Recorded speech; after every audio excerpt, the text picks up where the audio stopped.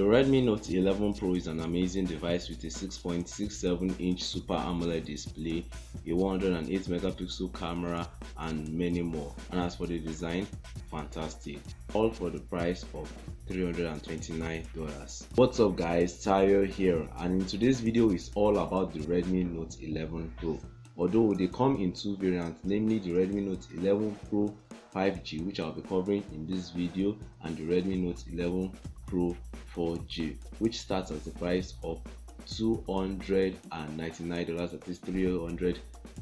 And to be honest, the differences between these devices are really slim. I might even say the Redmi Note 11 Pro 4G is better than the Redmi Note 11 Pro 5G, but more on that later, so stick around for that.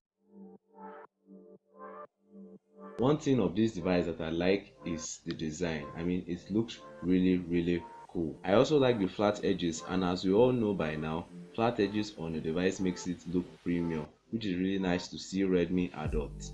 Haters will say they copied Apple.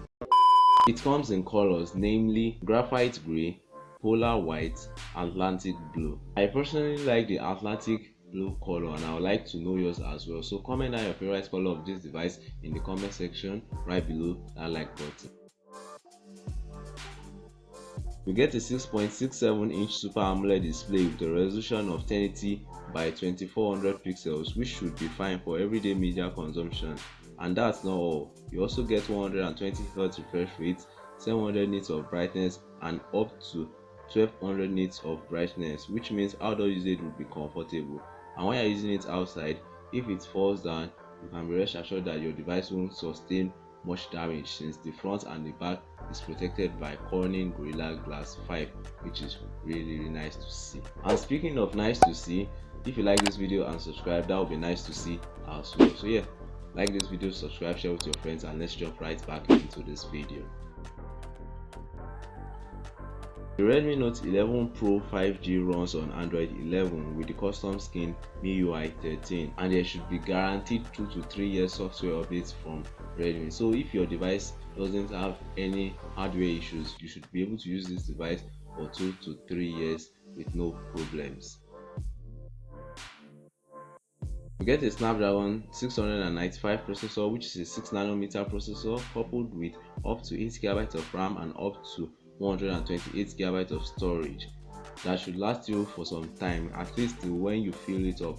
And when you do fill it up, there is an option to expand it to 1TB using a memory card, which is really nice. And here is where the differences between the 4G variant and the 5G variant. On the 5G variant, you get a Snapdragon processor, and on the 4G variant, you get a MediaTek Helio G96 processor, which is a gaming centric processor. It's also capable in its own right. And yeah, that's basically the differences between these devices. Oh, and yeah, the color options of the 4G variants is also different. I think just one color option is different in the 4G variant as well.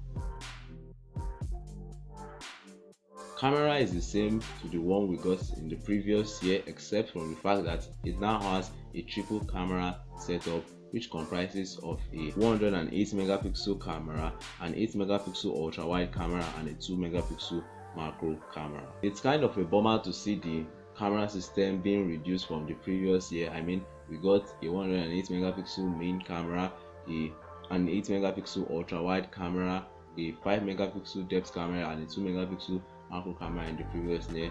Now we are getting a triple camera setup. As for the macro camera, I think they should have upgraded it to like a 5 or even 8 megapixel macro camera, even though not everybody uses the macro camera as well. But you know, one funny thing is that the Redmi Note 11 Pro 4G has a quad camera system consisting of the 108 megapixel main, a 5 megapixel depth, a 2 megapixel macro, and an 8 megapixel ultra wide, which is just crazy to see Redmi remove the 5 megapixel depth from the Pro 5G model and leave it in the 4G model. I mean, what are the guys at Redmi thinking on this 11 Pro 5G device? I don't know what they're thinking of. The processor as well shouldn't be this processor, but hey, I don't know what these guys are just thinking.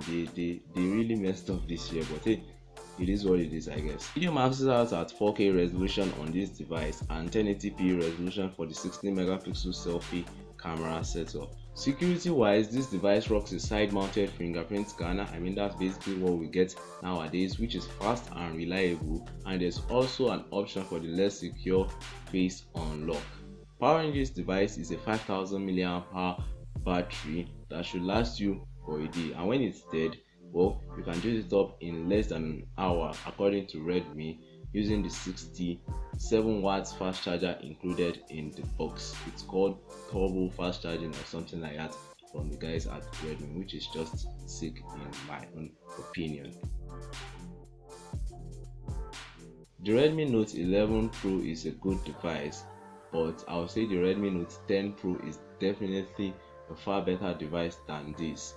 If you want to get any Redmi device nowadays, I would advise you to even go for the Redmi Note 10 Pro, which is a far better option. But if you are bent on getting the Redmi Note 11 series, I would advise you to go for the 4G variant, because I don't think this 5G variant is worth your money. I mean, the 4G variant is cheaper, you get more features, that is camera features on that device. So yeah, why not just go for the cheaper device that gives you more camera performance and yeah, basically a better value for your money. So yeah, let me know your thoughts on this device in the comment section below.